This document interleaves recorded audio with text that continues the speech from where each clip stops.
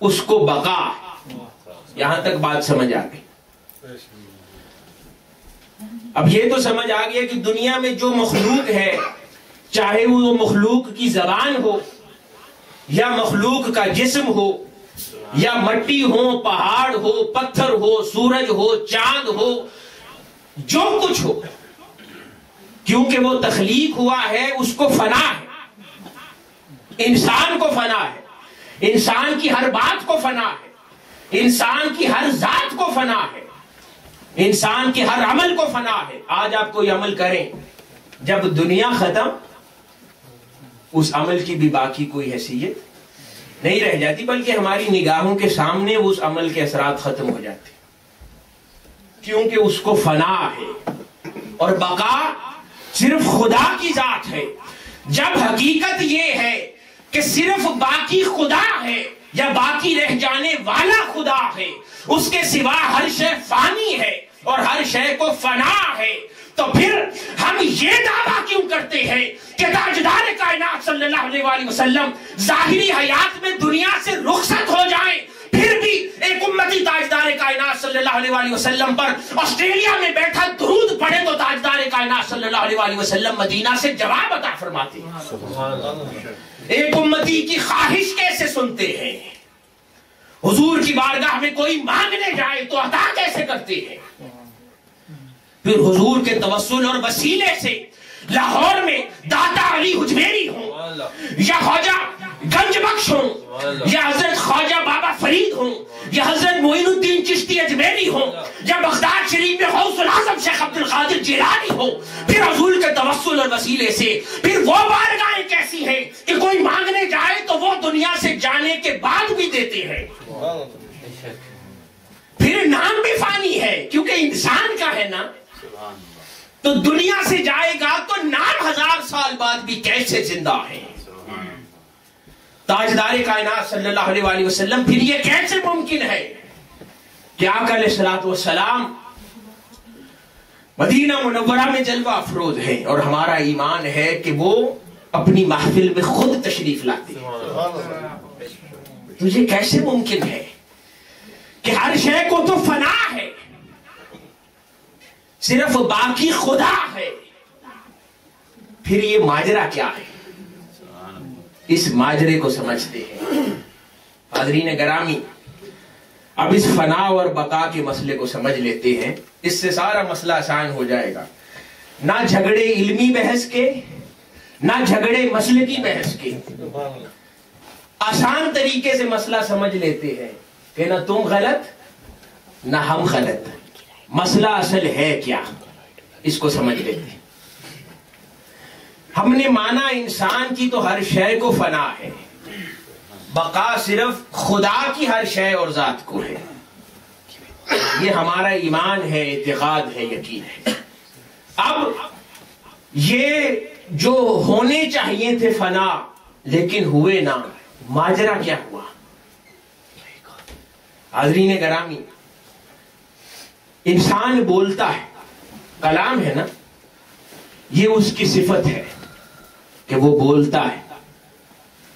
وہ کھاتا ہے، یہ انسان کی صفت ہے کہ وہ کھاتا ہے. وہ چلتا ہے، یہ انسان کی صفت ہے کہ وہ چلتا ہے. وہ سوتا ہے، یہ انسان کی صفت ہے کہ وہ سوتا ہے. وہ سنتا ہے، یہ انسان کی صفت ہے کہ وہ سنتا ہے. غرض جو عمل اس سے صادر ہوتا ہے وہ اس کی صفت ہے اور پھر اس کی ایک ذات ہے. اسی طرح بلا تشبیہ و بلا مثال اللہ رب العزت کی شان کے لائق اس کی بھی صفات ہے. انسان سنتا ہے تو خدا بھی سنتا ہے. انسان بولتا ہے تو اپنی شان کے لائق خدا بھی بولتا ہے. اگر انسان کے پاس ہاتھ سے کچھ گرفت کرنے کی صفت ہے تو خدا کے پاس بھی اس کی شان کے لائق گرفت کرنے کی صفت حدیث میں آتا ہے. اگر انسان کے پاس کچھ دیکھنے کی صفت ہے تو خدا کی شان کے لائق اس کے پاس بھی دیکھنے کی صفت ہے. انسان خدا کی عطا سے کسی کو کچھ دیتا ہے، عطا کرتا ہے، تو اللہ رب العزت اپنی شان کے لائق عطا کرتا ہے، اس کی صفت ہے۔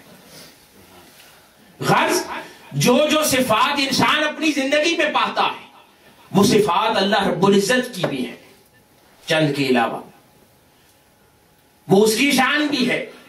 اب حاضرین گرامی، جہاں انسان کی ذات کو فنا ہے وہاں انسان کی صفات کو بھی فنا ہے، جہاں خدا کی ذات کو بقا ہے اس کی صفات کو بھی بقا ہے۔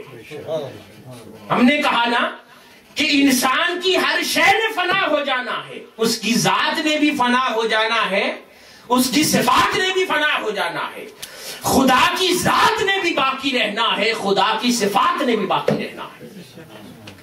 جب سب کچھ ختم ہو جائے گا خدا اپنی صفات پھر بھی برقرار رکھے گا۔ اس طرح صفت ہے دینا، پھر انسان نے کسی کو جو کچھ دیا وہ بھی فانی دنیا سے تعلق رکھتا ہے، اس لیے فنا ہو جائے گا۔ خدا کی صفت ہے دینا، اس کی صفت بھی باقی ہے، پھر خدا جس کو جو کچھ دیتا ہے وہ بھی باقی رہتا ہے۔ انسان جس کو دیتا ہے اس کا دینا بھی فانی، اس کی دی ہوئی چیز بھی فانی، خدا کا دینا بھی باقی، اس کی دی ہوئی عطا کردہ چیز بھی باقی۔ یہاں تک بات سمجھ آ گئی۔ اب حاضرین گرامی، تاجدار کائنات صلی اللہ علیہ وآلہ وسلم محفل میں خود تشریف کیسے لاتے ہیں؟ یا امتی سلام کرتا ہے تو حضور جواب کیسے عطا فرماتے ہیں؟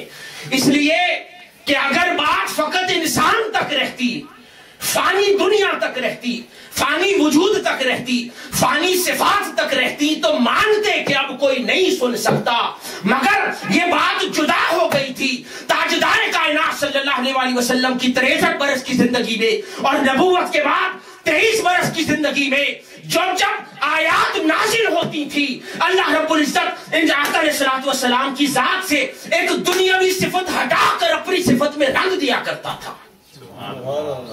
مثال کے طور پر ہم قرآن مجید میں پڑھتے ہیں نا بے شمار آیات میں، یہ جو قرآن مجید پاس ہو، ایک طرف اسماء خدا آتے ہیں اللہ رب العزت کے اسماء اور ایک طرف آقا علیہ الصلوۃ والسلام کے اسماء، ان کی کامنالٹیز کو کبھی دیکھے کہ انسان آقا علیہ الصلوۃ والسلام کا جب ایک بشری وجود بھی تھا وہ اپنی صفات کے ساتھ تھا، مگر پھر ایک 63 برس کی زندگی میں اللہ رب العزت آقا علیہ الصلوۃ والسلام کی دنیاوی ایک ایک صفت ہٹاتا چلا گیا اور اپنی صفات میں رنگتا چلا گیا۔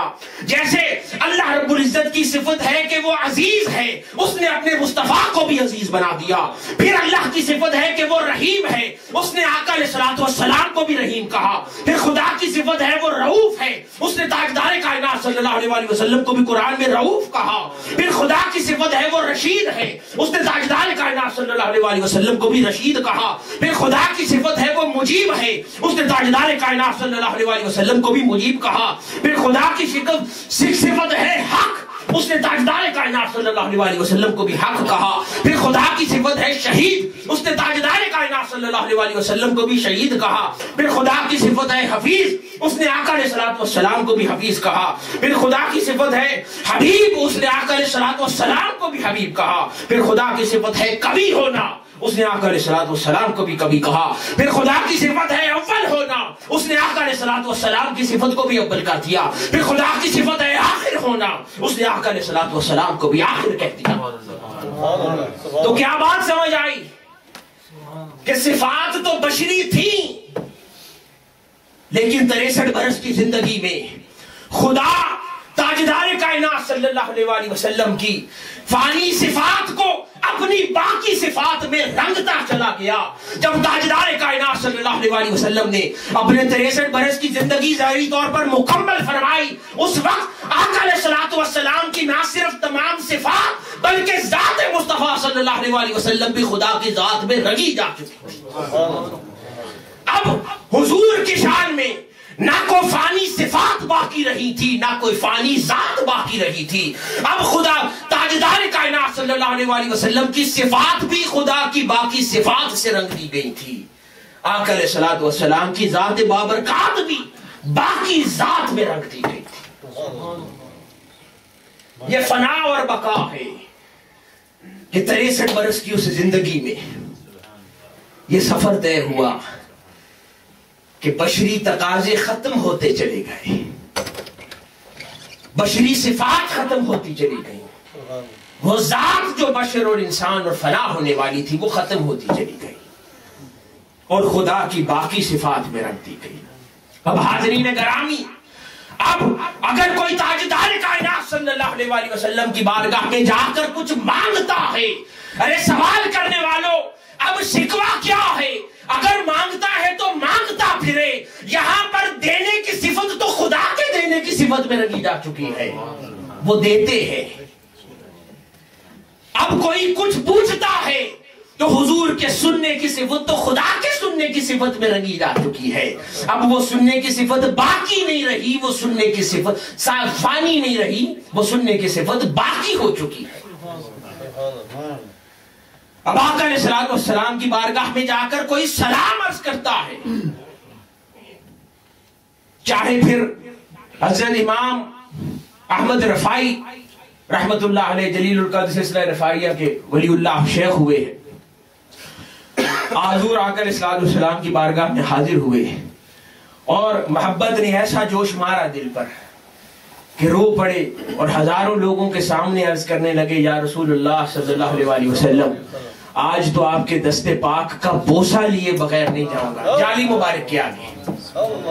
بس ان کے یہ عرض کرنے کی دیر تھی، حضور کو اپنے غلام پر پیار آیا، ہزاروں لوگ گواہ تھے کہ آقا علیہ الصلوۃ والسلام کا دست حق جالی مبارک سے باہر تشریف لایا اور امام احمد رفاعی نے لوگوں کے سامنے اس کو بوسہ دیا، اس لیے کہ انہوں نے جو درخواست کی وہ سماعت اب مصطفیٰ کی نہ رہی تھی، سماعت خدا کی بن گئی تھی، کیونکہ بخاری شریف کی بھی حدیث مبارکہ ہے، یہ تو عام بندوں کے لیے آقا علیہ السلام اللہ رب العزت نے فرمایا کہ جب انسان میری طرف کا سفر کرتا ہے، عبادات کرتا ہے، مجھے راضی کرتا ہے تو میں اس کے کان بن جاتا ہوں جن سے وہ سنتا ہے، یہ بخاری شریف کی حدیث ہے، میں اس کی وہ زبان بن جاتا ہوں جس سے بولتا ہے، میں اس کی نگاہ بن جاتا ہوں جس سے دیکھتا ہے، میں اس کے ہاتھ بن جاتا ہوں جس سے گرفت کرتا ہے، میں اس کے پاؤں بن جاتا ہوں جن سے چلتا ہے۔ اللہ رب العزت فرما رہا ہے، تو یہ تو حضور کی شان ہے کہ اب شیخ احمد رفاعی چاہے 500 سال بعد جا کر عرض کریں کہ حضور آپ کے دست حق پر بوسہ لینا ہے، اب نہ سماعت فانی ہے نہ وہ دست حق فانی ہے، وہ سماعت بھی خدا کی سننے کی صفت میں رنگی جا چکی ہے، باقی ہو گئی ہے، اور وہ ذات مصطفیٰ بھی اب فانی نہیں رہی، وہ بھی باقی ہے، خدا کی ذات میں رنگی جا چکی ہے۔ اسی طرح امام اعظم ابو حنیفہ رضی اللہ تعالی عنہ جب بھی آقا علیہ الصلوۃ والسلام کی بارگاہ میں حاضر ہوا کرتے تو عرض کرتے، السلام علیکہ امام الانبیاء، اور حضور جواب عنایت فرمایا کرتے، وعلیکم السلام یا امام امتی، اے میری امت کے امام تجھ پر بھی سلام۔ اب یہ جواب اس لیے ہے کہ اب زبان فانی نہیں تھی، وہ خدا کی باقی صفت میں رہی جا چکی تھی۔ اسی طرح حضرت عبد الرحمن جامی رحمت اللہ علیہ، آپ حضور کی بارگاہ میں حاضر ہوتے، جب بھی سلام عرض کرتے تو حضور جواب کے ساتھ فرمایا کرتے، اے جامی وعلیکم السلام، اب جا